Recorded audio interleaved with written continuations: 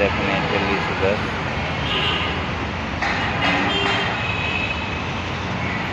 একটা লিচু গাছ, গাছটা কতটুকু সেটা দেখেন।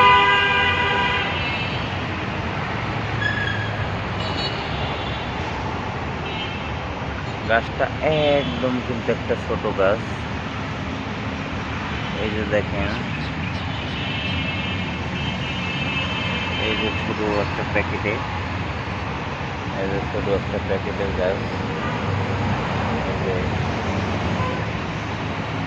ছোট একটা প্যাকেটের গাছ দেখুন। এটা আমি এই এই ঠালে হয়েছিল, আমি এই ঠালটা ভাঙিয়ে দিছি।